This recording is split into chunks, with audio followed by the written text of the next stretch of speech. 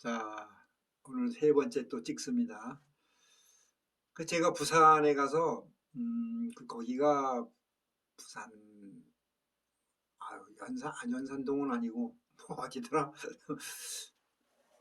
남구 쪽인데, 어쨌든, 거기 이제 우선은 그 도사님한테 신세를 좀 졌어요. 며칠. 그러면서 방도 얻어야 되고, 좀 준비를 해야 되니까. 근데 이제 그분이 이제 큰 도움을 주신 게, 우선 그 무속인들 이제 당신이 알고 있는 그 무속인들 중에 이제 좀 자기가 이제 선별해서 괜찮은 사람들을 소개를 시켜줬지.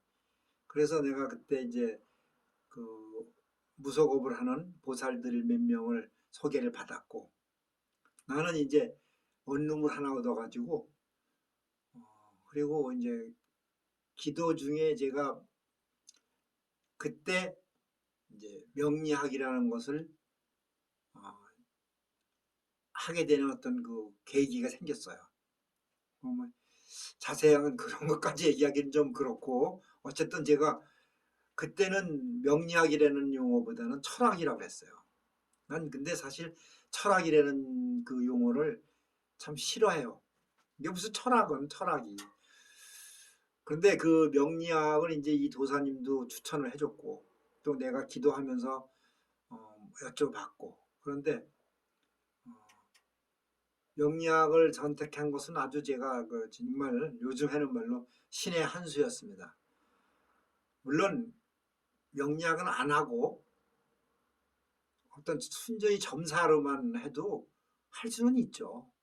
그런데 제가 성격상 어떤 그 좀 허무맹랑하거나 아니면은 근거가 뚜렷하지 않은 그런 이론들은 저는 따르질 못해요, 성격이. 그래서 지금도 그렇지만 나는 이 세상에서 가장 그 높게 평가하는 것은 실체험입니다.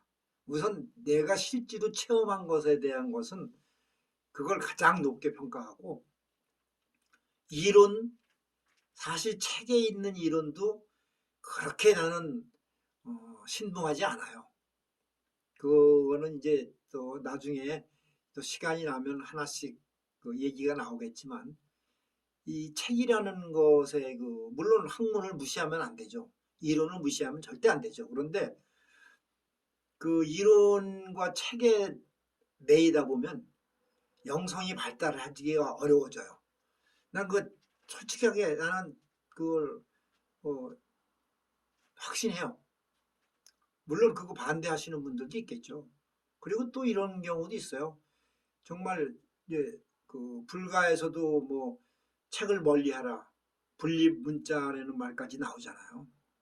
그런데 그것은 책에 너무 치우치지 말라는 얘기예요.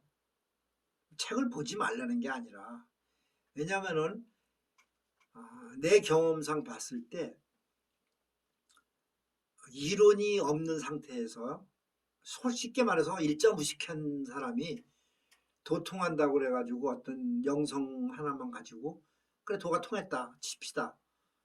그런데 사람들은 그런 걸 좀 착각을 하는 것 같아요. 도통하면 다 되는 것 같은데 아니에요.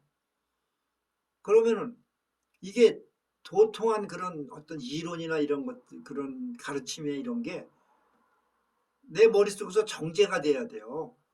그래야 나갈 거 아니야, 이게. 그런데 원체 무식하면은 이게 표현이 안 되는 거야. 그러니까 무식한 말만 나오는 거야.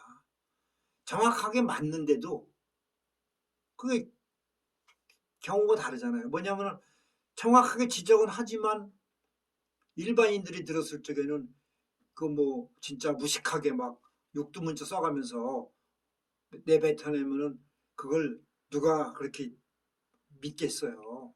그러니까 그런 어떤 세련되지 못한 그런 투박함, 물론 그걸 또 중요시하는 분들도 있어요. 이게 참 복잡해요. 다 설명하자면. 그래서 저는 제 경우를 말하는 건데, 나는 어, 체험이 가장 중요하고 그 다음에 이론. 이것이 뒷받침돼야 된다는 그런 이 사고 체계가 나는 옛날부터 있어요. 그래서 그냥 뭐 쉽게 말해서 점사를 봐준다 해도 그게 영 나한테는 어떤 항상 캐션 마크가 있고 시원치 않은 거야 나한테는. 그러면서 이제 도사님이 조언도 해주고 내가 어떤 기도 중에 받았던 내용은 그것을 이제 명리학을 접목을 해서 해나가려는 정말 큰 정말 큰 가르침이었죠. 나한테는 획기적인 일이었어요. 그래서 이제 명리학을 처음 접하게 됐어요. 책도 뭐 옛날 책 하나 그냥 가지고 시작을 했는데 참 신기한 게 이런 경험이 있는 분들도 있을 거예요. 내가 이제 그 무당들하고 이게 교류를 하면서 나도 먹고 살아야 되니까 이제 연락이 오잖아요. 그러면 나가서 무속 일을 하고, 근데 나는 애초부터 그, 그 도사님이나 기타 나를 이제 알고 있는 그 무속인들한테 나는 선을 그었어요. 나는 뭐 꽹과리 치고 뭐 선거리 행위를, 무속 행위를 안 할 것이다. 나는 목탁도 안 친다. 그냥 앉아서 점사만 봐주겠다는 조건이었어요. 근데 그게 맞았어요. 난 사실 지금도 목탁 치고 꽹과리 치고 이런 무속 행위를 뭐 싫어한다는 건 아니고 그걸 내가 못해요. 안 했으니까. 그리고 또 중간에 한번 해보려고도 했었어요. 그런데 몸에 변화가 오더라고요. 치더라고.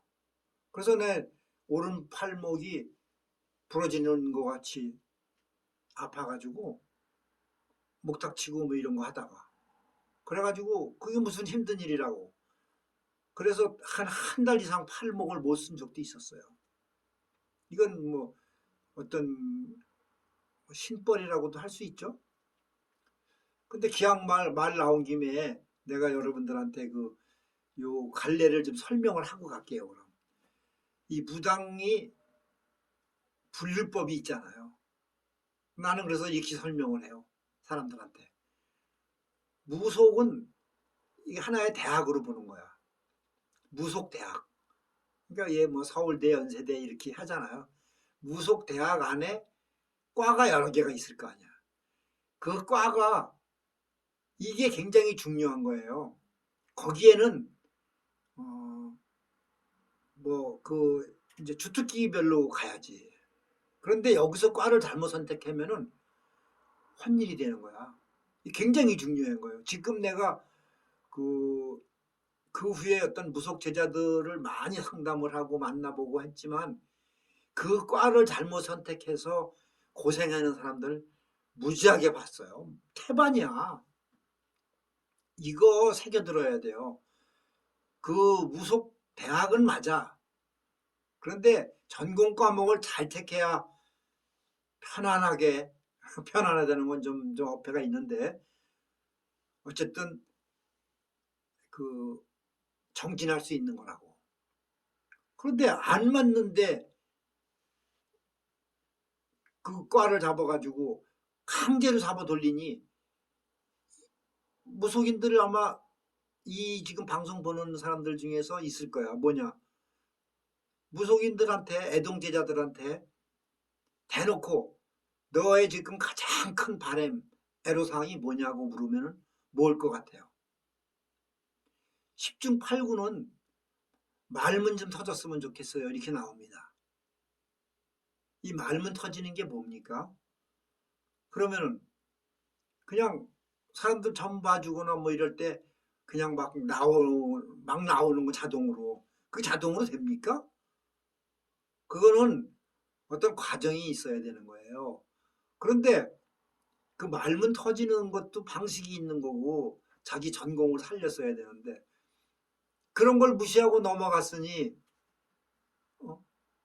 과가 안 맞는 놈 데려다가 말문 터진다고 손님이 와가지고 앞에 앉으면 벌벌 떨리고 말도 안 나면 되는 거야. 그렇게 됩니다.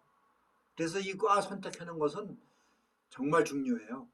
왜 이 학생들도 대학 가가지고 2학년, 3학년까지 배우다가 도저히 적성이 안 맞아가지고 다시 다른 과로 옮겨서 1학년부터 다시 다니는 경우도 있잖아요. 그런 분들 많아요. 무속 똑같습니다. 제가 장담합니다. 그래서 나는 이제 쉽게 말해서 그 안진거리가 된 건데 말이 좀 조금 뭐라 그럴까 두서가 없어지는데 이해하세요.